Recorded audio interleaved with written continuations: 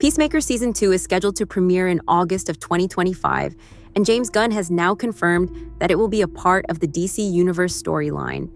Given that it represents the first true step in the overall storyline of the DC Universe, the Superman movie directed by James Gunn is understandably receiving all of the attention that has been paid to the DC Universe recently. On the other hand, the storyline of Peacemaker Season 2 will be the second live-action entry in the new DC Universe. As a result of the conclusion of the first season of Peacemaker, which took place in the new DC Extended Universe, the primary concern that Gunn has is determining how precisely the future entry fits into the larger timeline. During an interview with Entertainment Weekly, Gunn made a comment regarding this same topic: the comprehensive timeline of the DC Universe and the position of Peacemaker Season 2 inside it. I see how difficult, after all my time at Marvel, it is to make things truly fit together. So it's Peacemaker Season 2.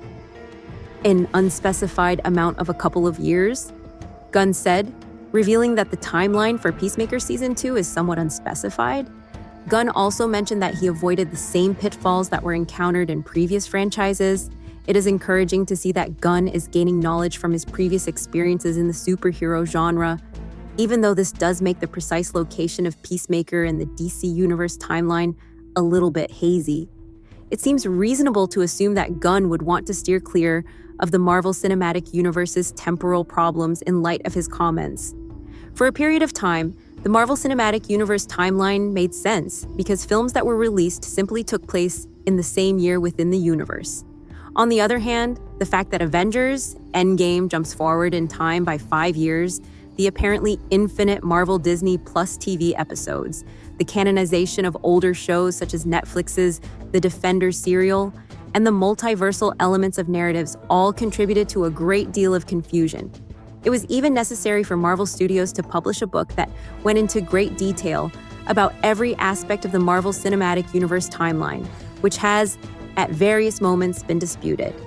From Gunn's perspective, it appears that the DC Universe places a high focus on avoiding this ever-increasing problem.